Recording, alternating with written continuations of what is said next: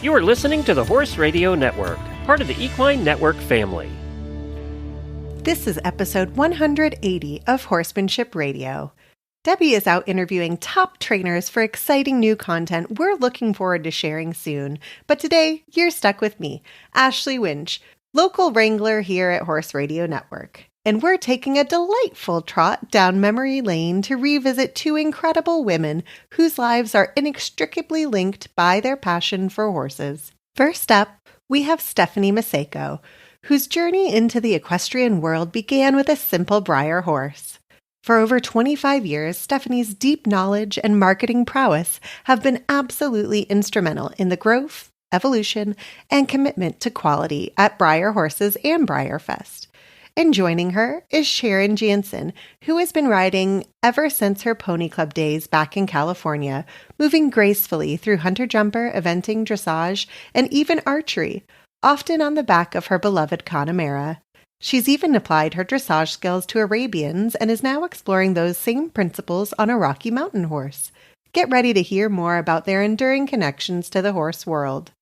We'll get right to those interviews after a word from our title sponsor, Hands On Gloves.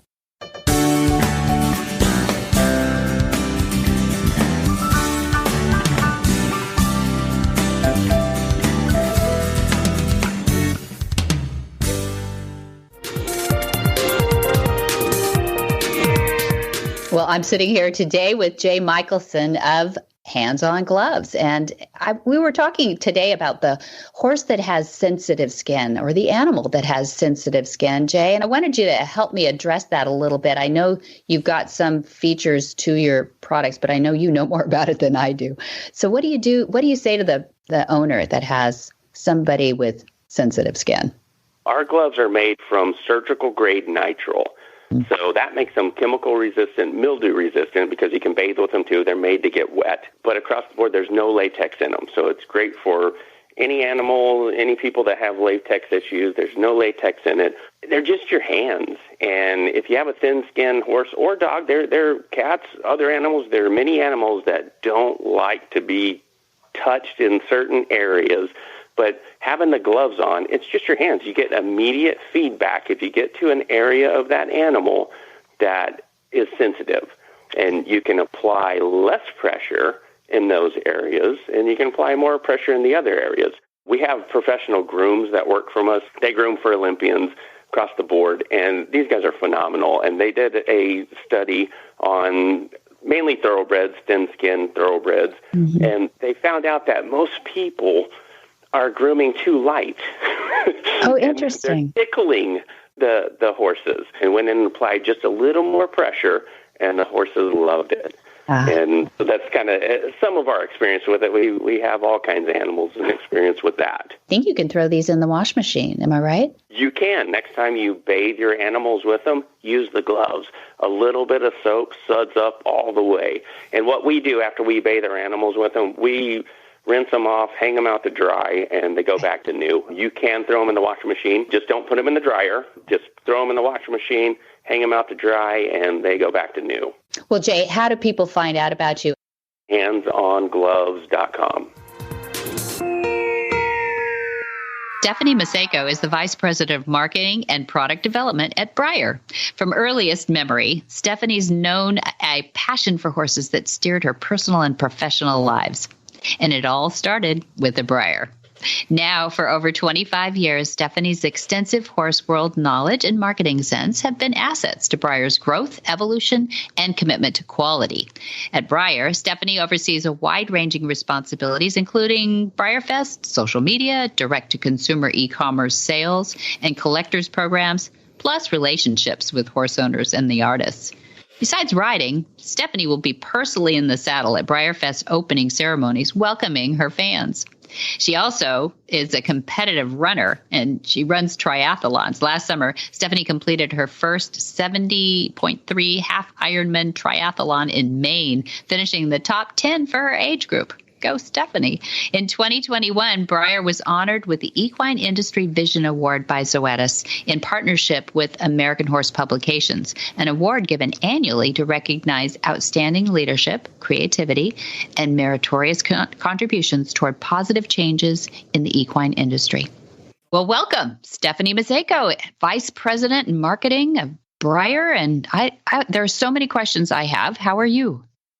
Oh, I'm doing wonderful, and it's great to be on. Thank you. Thank you. Thank you for allowing. I know you're getting kind of cranked up now. Here we are mid-June or so, and you've got BreyerFest on the 15th through the 17th. Am I right, in Kentucky?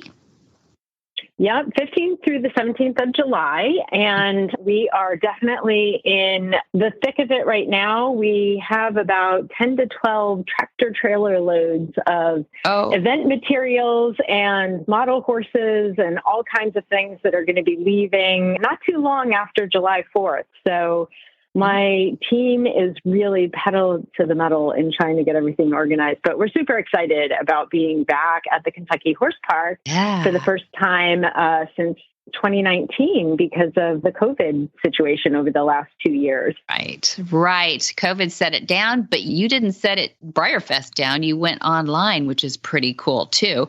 And so this year, the unique thing that I thought was brilliant is that you're going to have it both online and in person. How'd you pull that off? Are you going to be like online for hours and hours and hours, or just segments?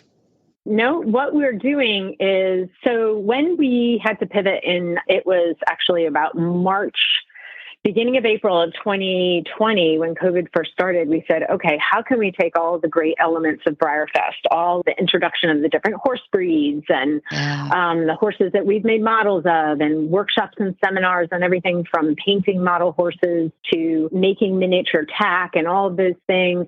How can we bring that to our audience, even if they're just attending from their own homes virtually? And we were able to put together super robust BreyerFest virtual in both 2020 and then an expanded version in 2021, which was super successful. And when we last year got over 120 countries participating, we realized, oh my gosh, even when we're on site back in Kentucky, we have to have the opportunity to invite everyone worldwide to still participate in BreyerFest. So we knew we needed to have a virtual event alongside and as a big part of our on-site event in Kentucky. So the broadcast studio that we had last year with our host, Kimber, is going to be basically in the heart of BreyerFest.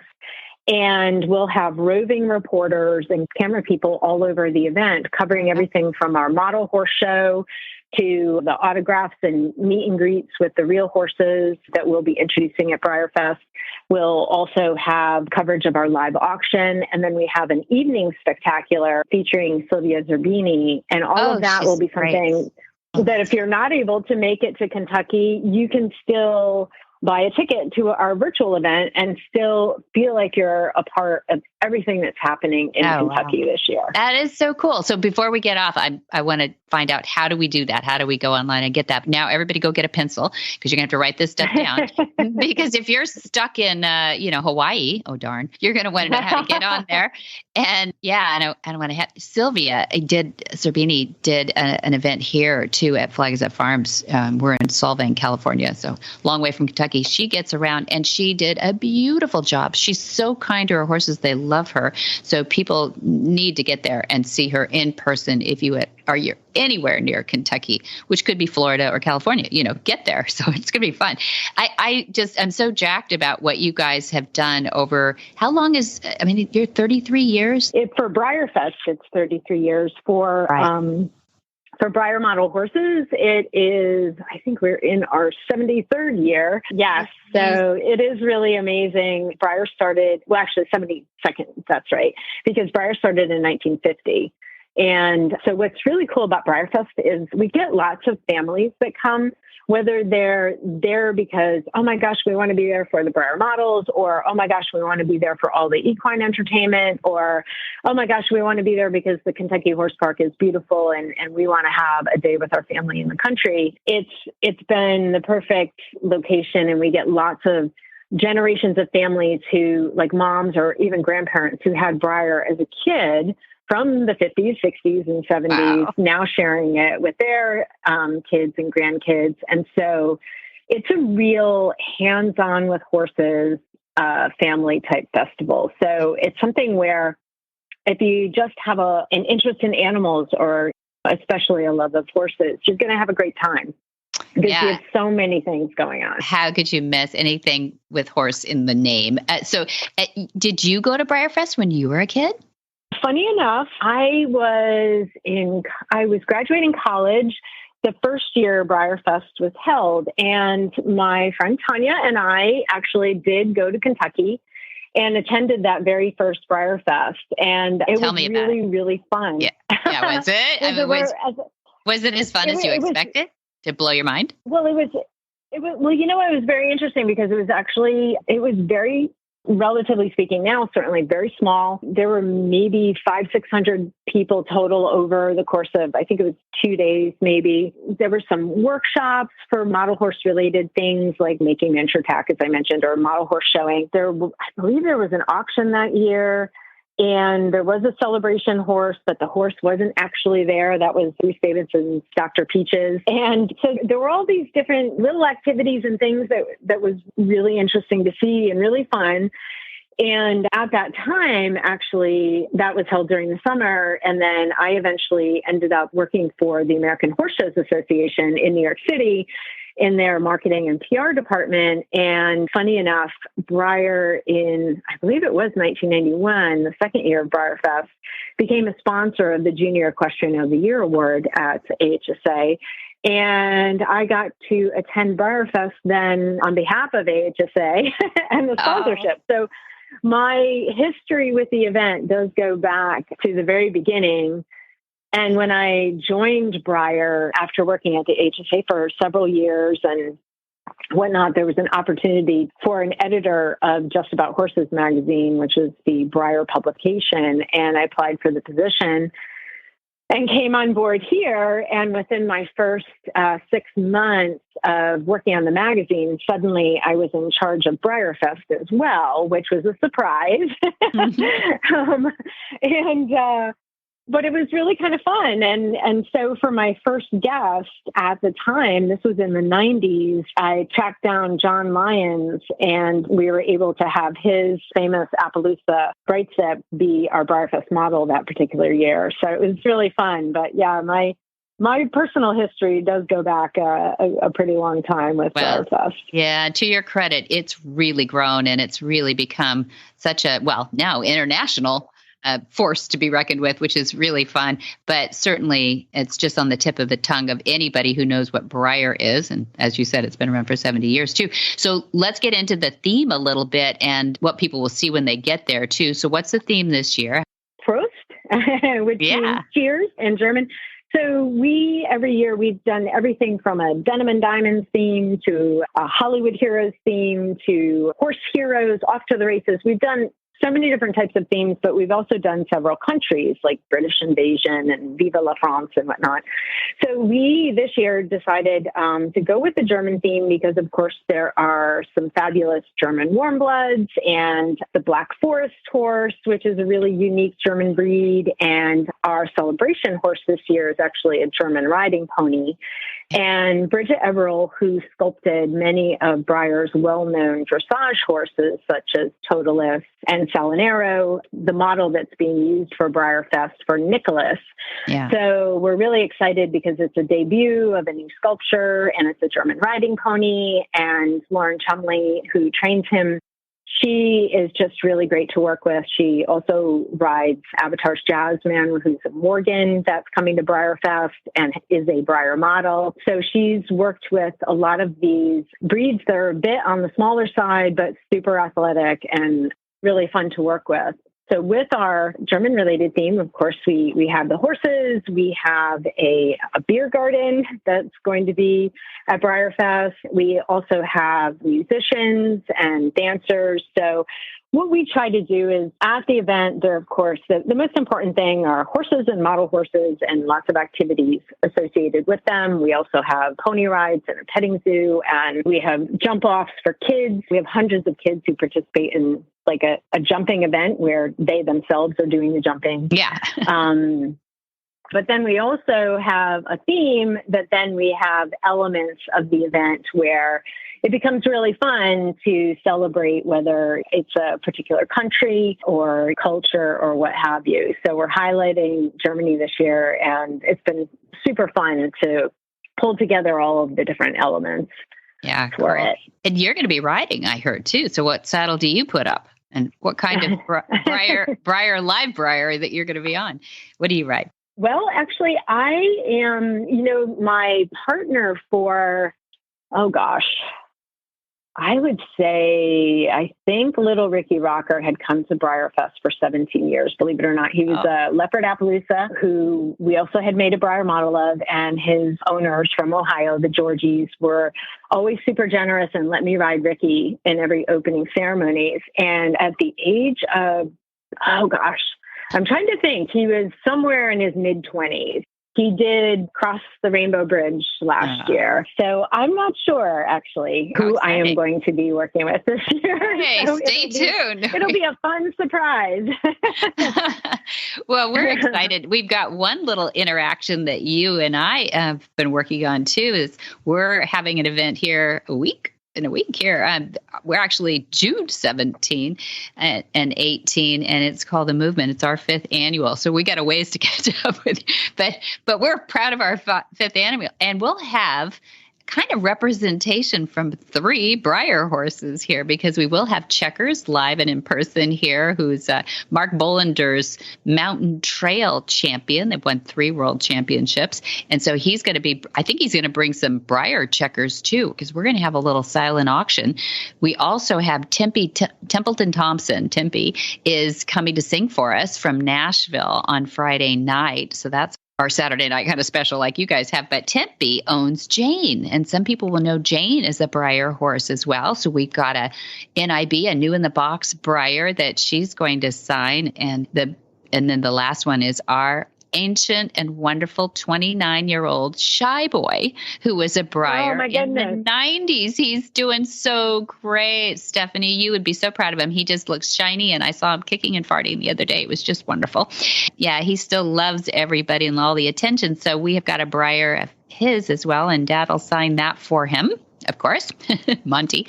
And that is so fun. I was going to ask you how old he was, because that was an awfully long time ago, and I'm so excited to hear he's doing so well. Oh, we are too. Last year, we saw a little Cushing starting to, but we've got him all fixed up, and he is just shiny, and the hair came off, and he just looks great. And so, so we're going to have Checkers meet Shy Boy, and we're going to have a little surprise at our event too. So look at us. We're getting all this stuff together here. But here's the last thing I wanted to close with too, because here's a call to action. Besides, everybody's got to go to BreyerFest that has any interest in going to Kentucky and or online to see a wonderful tradition for horses. And what a great way that we're perpetuating our industry of horses is to get the kids involved in horses and the thrill of all the different breeds really young in life. But in this 33 years, I just learned that there has never been a Breyer nominated for the National Toy Hall of Fame. But not only that, I mean, Barbie's in there, Mario games in there, kites are in there, not even a horse has been in the Toy Hall of Fame. How do we change that up? What do we do to put a little bug in their ear about that? Well, nominations are happening. Essentially, if you Google Toy Hall of Fame nominations, it'll take you to the Strong Museum, which houses the Toy Hall of Fame, and they have a nomination form. And it's really simple.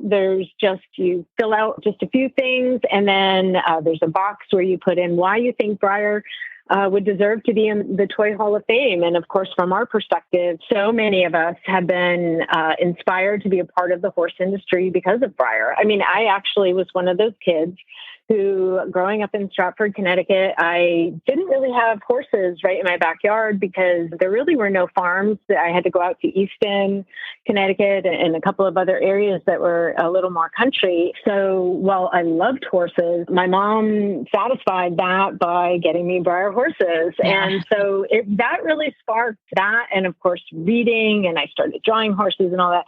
My love for the industry and drove me to go to college for an equine science degree and then intern at the American Horses Association and lead me to where I am today. And my story is not uncommon to be inspired by what I feel Breyer teaches, which is all the different cultures that develop these different breeds and all of the tack and saddlery and the uses of the horses and all of these fun and great things. And of course, just celebrating the spirit of the horse and the relationships that we have with these magnificent animals. And so nominating for the Toy Hall of Fame, I just feel Breyer should be represented on behalf of the horse industry. And the fact that these horses have been an important toy for so many of us and almost kind of a rite of passage for girls. Every girl goes through that phase where they love horses, and we do whatever we can to try and inspire and keep them within the horse industry and show the moms that horses aren't necessarily dangerous, dirty, and too expensive. There are ways to enjoy real horses and get involved that every family can do. So that's kind of one of our sort of inspiring missions in life. And if we can get into the Toy Hall of Fame, I think that would be just great publicity for the horse world in general, of course, as well as Breyer. So, okay, everybody's been deputized to get out there. And so Google it, Google the National Toy Hall of Fame, and you'll find there a place to put their comments in. Is that it? Yes. Yeah. Okay. If it's Toy Hall of Fame nominations, then that'll bring you to a link to go to the website, which is museumofplay.org. And then if you're interested in BreyerFest, BreyerHorses.com, click on events. Of course, our big banner is right there with BreyerFest. And we have everything from an all access ticket, which gets you a traditional size model of Nicholas, our featured horse, as well as admission to the park, the ability to purchase certain special editions, all the workshops and seminars. You also get admission to the 2 museums on site and the museum at the Kentucky Horse Park. And we have lots of shopping that's happening as well. We have some Equus Film Festival showings that are happening during the weekend. We have a lot of YouTubers coming and, a lot of the kids who are on social media, which is really fun, and adults. And then we have a general admission ticket. So the all access is $80. It also includes the evening show with Sylvia Zerbini. That's a 75-minute show in the Alltech Arena. General admission is a $25 ticket, and it comes with a special edition stablemate. And then virtually, there's an all access, and then there is a virtual stablemates ticket at $55 and $25, respectively. So we have something for everyone. And if you go to the website, you'll learn more. Okay. So that's BreyerHorses.com. Correct. Right? Yes. Good. Stephanie, thank you so much for being on Horsemanship Radio. That was really fun. And I can't wait to hear all the stories that unfold from your 33 years. That's amazing. I know. It's so wonderful. Well, thank you so much for having me on, and good luck with your event coming up in the next week. Thank you. Hi, Debbie. I just had to write and tell you how much I'm enjoying Monty's podcast on Horsemanship Radio. You and Monty and your podcast guests are my company every evening while I'm feeding, cleaning, and finishing up barn chores for the day. I especially enjoyed the recent podcast 158 because so many of the guys that Monty talked about, and especially Greg Ward, were heroes of mine when I was growing up. It was really fun to be a fly on the wall listening to Monty recount all those stories. And I also enjoyed his discussion with Tanya Johnston about the deer and Thigmotaxis. Thanks for all the great information you and your dad are spreading throughout the world. And thanks for making the time doing my barn chores no chore at all. All the best, Nan Meek. Sharon Jantzen has called San Luis Obispo County her home since attending Cal Poly San Luis Obispo and graduating with a degree in Ag Business Management. Her riding experience started in the Pony Club with a little hunter jumper thrown in, branched out into eventing, and then to dressage. All of this was done mostly on the back of a Connemara. She also has shown Arabians in dressage and is now enjoying applying dressage principles to a Rocky Mountain horse. Sharon has explored many trail rides throughout the county and continues to get out and relish the wonder of San Luis Obispo County. Well, welcome, Sharon Jantzen. I'm so glad to have you on Horsemanship Radio. We've never had you on yet, but you and I have been sort of related to trail and horses for several years now. How are you? I'm doing great, and it's a pleasure to be with you today, Debbie. It's my pleasure to get some great facts and figures from you because you are the central, I think, I'm going to name you anyway, the expert in the Central Coast of California for trail riding and a lot of things actually about the person who owns a horse and maybe a couple of acres. I've learned from you so many different things, from you taking up horseback archery, and you take us through your evolution. You have a wonderful, I guess you would call it an e-newsletter, because I don't know that you print it. It's all online, right? Correct. Yeah. Yeah, called Slow Horse News, which I love the double entendre. It's San Luis Obispo, which is slow. Correct. San Luis Obispo Horse News. So it's everything San Luis Obispo County, but honestly, I'm in Santa Barbara County, and I know a few people in Ventura County who might know you as well. So you really do get from down the coast, don't you? Yes. And I also get I get people from actually all over the United States and the world. I had someone recently contact me who's in West Virginia. So it's San Luis Obispo County and beyond. But I would say the majority of my audience they are San Luis Obispo County residents or those who are close enough to access the trails and whatnot here. So that makes perfect sense. Yeah, because you've really crisscrossed the trails. So you have a guide, and that's one of the things I wanted to talk about too today, which there's groups and groups of girlfriends who love to throw a few horses in a trailer and go find some amazing sights. And I would love to have you describe every one of them, because there's some spectacular beach to mountaintop kind of experiences around here. But we're so happy that you put a guide together that gives us a lot of information. Tell us a little bit about that. Did you do that sort of as self-defense because people kept asking you, or what did you do?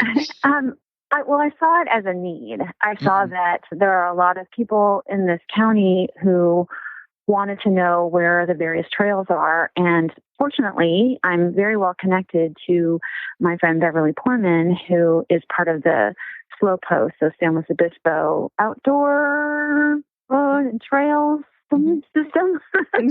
Anyhow, she's been my guide really on where to go on horse trails, and is in many of my pictures, of course. And so just seeing that there was a need for a guide like that. There's hiking guides, there's travel guides, but there's no horse trail guide. And I'm actually expanding that idea. And I'm in the process of developing what I'm calling itineraries, where someone who wants to come into the area and know where to stay, know where the horse can stay on short-term basis, know who the vets are, know who the farriers are, have access to emergency numbers, feed stores, tack stores, things like that. So they could know they could come to this county and have the information that they need to have the best horse vacation possible. And so I've broken it up into South County and then San Luis Obispo and the coast, which would be San Luis Obispo plus Montana de Oro and Morro Bay. And then there's the North County where you're going to have your vineyard riding, and there's just a lot of great places up there, the riverbed. So the itineraries are broken up into 3 different sections, and it also enables San Luis Obispo residents to decide, well, I want to spend a weekend in North County, or I want to spend a weekend in South County, or I want to spend a weekend on the coast. Where would I go? Where would I stay? Who can I contact? What if I have trouble? Who can help me? And so those are in the works, and it's been an idea for a while, but there's been things setting it back. And now I'm pushing forward and getting them. I'm getting the I have all the information. I'm just getting it all written up. So fantastic. Those are coming. Yeah, your son got married. Congratulations. So I know that we follow you through the social medias.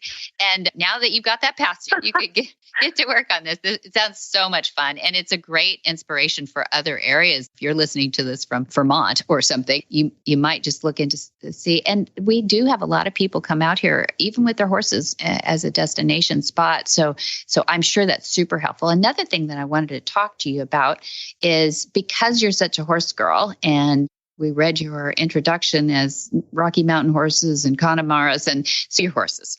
And I'm fascinated by and becoming more and more fascinated by how horses do well when they engage their brains, but also their bodies on the trail. And I think one of the things that's inspired me is that we started a program in 2020 called the Mustang in Transition Horse Program. And that is a way to retrain and repurpose these horses for adoption that are coming off the racetrack or coming out of the holding pens or whatever. And we have been using our mountain trail now right here at Flag Is Up Farms at first I thought it was going to be a desensitizing, frankly. I thought you got to get them in a pond. You've got to get them on a bridge. This is going to be a while.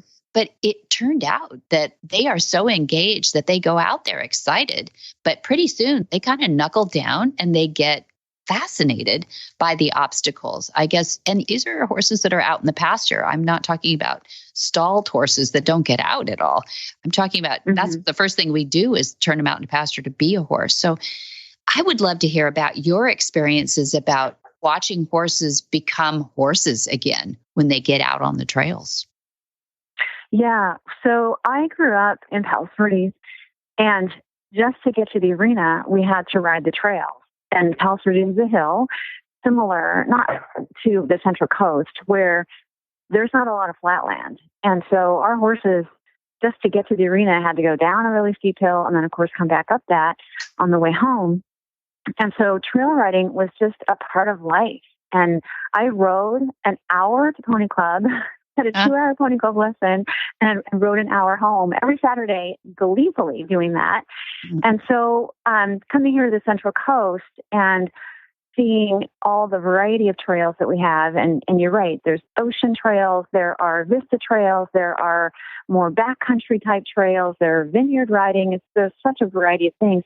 But I do find, I also come from a background that had more disciplined arena work, and the horses, they need that break. They need that mental break to be out of an arena and to learn to use their bodies in uneven ground, on going up and down hills, and it does refresh their mind. And I'm 2 horses right now. One is the Rocky Mountain, and she's basically a trail horse, but I do ride her in the arena, and then we do get out. And she's the things that I'm applying in the arena, her gaiting, her aids, the way she responds to me, it's all enhanced outside on the beach, on the trail. And so you can apply those lessons on the trail, but it's in a fresh, new way, in a way where the horse has to also be thinking about the environment that they're in and not get worried about this or that. And that's part of your horsemanship, where they learn to trust you, that yes, you can go forward. Yes, you can go over this log. Yes, you can go into this water. Yes, you can let the wave come and hit you on the legs. And so they learn to trust you. So your relationship with your horse it grows by volumes, by being able to take them to a variety of situations and watch them grow into being a more fully developed, fun horse to ride. I love that. Tell me how much in hand people do, as maybe not only variety, but also prepping for horses to go through areas or obstacles or whatever. Yeah, so it's always, since I've gotten older, it's not as brave on the back, right? And so the in-hand work is a great way to introduce horses to a new obstacle or a new pathway where you're not having to be also fearful of how they might react and how it might impact you on the back. And also, as we have understood more about groundwork, there's so much of that. We start on the ground, we teach them the basics, and we progress to be able to get on their back. Well, it's the same with starting them over a course of mountain trails, that you will start them on the ground so that they can think and work in hand in a safer manner for them and for you. And then when you are able to get up and apply your aids from the back, you've already got them through the first stage of what is required of me here, or what am I supposed to walk over, or I'm really supposed to walk over that. And then you work that out on the ground, and then they're more willing and confident and able when you're mounted. Absolutely. That's great. Yeah, that's what we suspect. So I'm glad to hear it coming from you too. The other thing too, maybe the most important too, is what it's doing for their bodies to be out. I mean, by that, I mean building muscle, by maybe even strengthening bone, by certainly creating a more engaged horse out there too. What do you see? Do you have friends join you who maybe have not done so much mountain trail or out on the trail, and then you start to see their horses really blossom? Yeah, well, I can use my little filly as an example. She's just started under saddle, and she's been going since, I guess, January, February, where we've been riding her regularly. And I have a younger guy doing the dirty work where there might be an issue, because she did buck me off in August.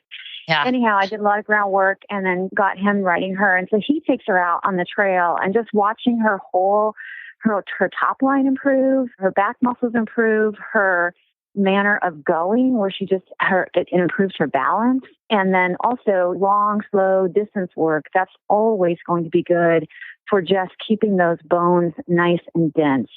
And I also come from a combined training 3D eventing type background. So I spent a lot of time with my competition horse I had in college. It was also a Connemara. We had to schedule in our conditioning days. And so that was all done out actually in Morro Bay when the houses weren't there. But I would do interval training where there would be a build up, and then you would have like 8 minutes of a canter, and then you'd build back down and do 7 minutes of a trot, and then you'd walk, and then you'd build it back up again. So you were encouraging the body to get pushed but not stressed, and then come down to relax and regroup, and then push it again. And then that was the least stressful way to condition a horse to be able to gallop over the cross-country course and over the big fences. And so that same concept happens just in basic trail riding. The long, slow distance work, the getting them to pick up their feet, going over logs, going through the water. That's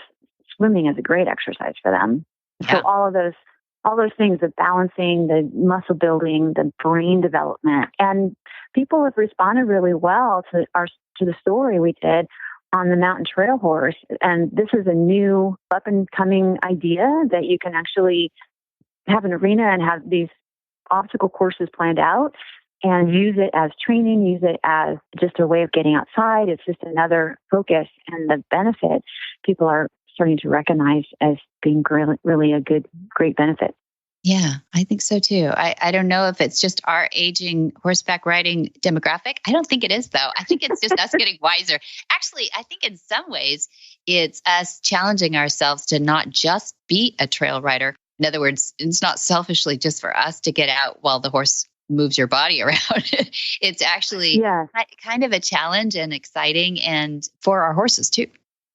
Yes. And when we as riders are engaged in the moment, and as you know, as you're riding, you can be riding down the trail and thinking of other things, but when you are really concentrating on communicating with your horse and getting it to go over obstacles or a new training thing or whatever it is, that's all you're able to focus on. You're right in the moment. And that also brings just harmony, and it helps our own psyche when we can just block out the world, block out our issues, and just focus right on the moment at hand.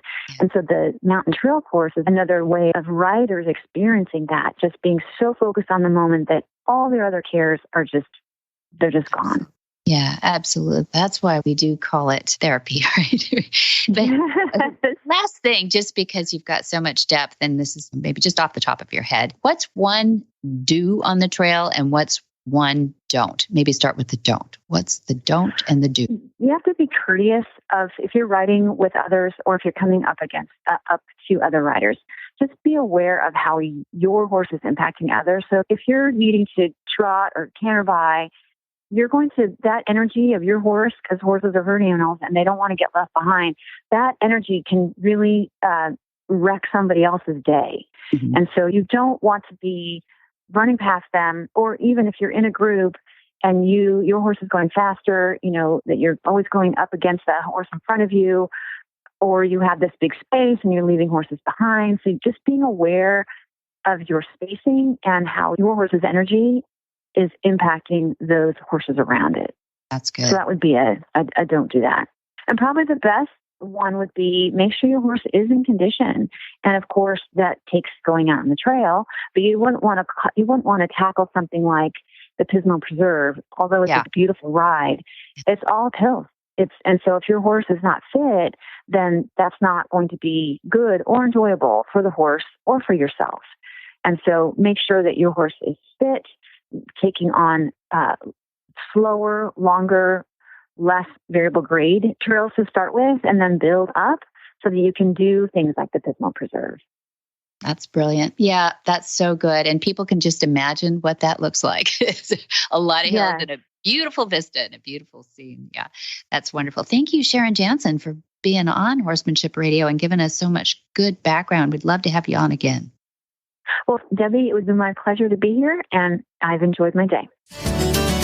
Whisper the language of the herd. Listen, you don't have to say a word. It's time for Jamie Jennings to fetch an email from Monty Roberts' inbox and share a morsel of Monty's wisdom in a little segment we like to call Ask Monty. Leave this world a better place than mine. The magic in the language of the herd. Dear Monty, what do you do with a mare that pins her ears back when you feed her? Monty's answer. This is a phenomenon that is best described as territorial. Horses, like many other species, tend to protect their food. It is a response of survival. Horses that become aggressive in the stable at feeding time should never be fed this way. Instead, one should take the horse away from the stable, put the feed in the stall, and then return the horse to his or her box stall or corral with the feed already in place. Once the horse is in the stable and eating, one should respect the animal by leaving it alone. If you follow this recommendation for a sustained period of time, it is likely that this undesirable behavior will subside. If you continue bringing the feed to the animal's quarters, this aggressive behavior could escalate to a level that is extremely dangerous. Also, be sure to use the piece of good horsemanship, which requires us, when taking a horse into its box, always to turn the horse's head towards the door and release the horse only when one is at the door and the horse is fully in the loose box. Monty is looking forward to meeting some new friends, two-legged and four-legged. On June 28th, Horsemanship 101, a really popular class, a one-day class, and July 11 through 23 is the long version of the introductory course of horsemanship. That's 2 weeks. Then we'll break it up into modulars. So you can take the intro modular 1 from July 11 through 13, or the introductory course module 2, 14 through 16, or 18 through 20 would be introductory course module 3. That's the long lining course. So you have the Monty's methods, then the join up, and then the long lining. So they actually run concurrently. So you can take them as a part of a modular, or you can just stay with us on the 2 weeks. And hope that all makes sense. And then the introductory course module 4 is preparation for the intro exams. And you can find all of that and so much more at montyroberts.com. It's a really friendly, easy to navigate website that is chock-a-block full of good information. Unlike Dr. Google, the information you find on montyroberts.com is dependable. Dependable. Chock-a-block. I love that. Chock-a-block. I love Chock-a-block. And you can also find Monty's calendar and get your questions answered the old school way by calling Flag Is Up Farms at 805-688-6288. And for details about today's show, go to horsemanshipradio.com where you can find links, photos, and more information about today's topics and guests. And guess what? If you go to MontyRoberts.com, you're also going to find the podcasts. That's right. You guys make it so easy. Don't we? I know. I think you've given us instruction. That's why we're getting better. Try to make it easy. And we love your feedback. We love to hear from you and what you love about the show. We even love to hear about guest suggestions. And you're going to do all of that at Facebook. Just look for Monty Roberts. It's the one with the little blue check mark. And Monty's handle on Twitter and Instagram is Monty_Roberts. And thanks to today's sponsors, and they are... they're Hands-On Gloves, hands down, and MontyRobertsUniversity.com. We love Jay at the handsongloves.com, and he's coming out. I think Tempe is actually Hands-On Gloves sponsored too, just like us. And so if you're coming to the movement and listening to this, please come and shake their hands and say thank you for the Hands-On Gloves, because there might be some glove giveaways coming up, but I'm not going to spoil any surprises. Be sure to visit all the other great shows on the Horse Radio Network too at www.horseradionetwork.com. Until next time, have many happy horse hours.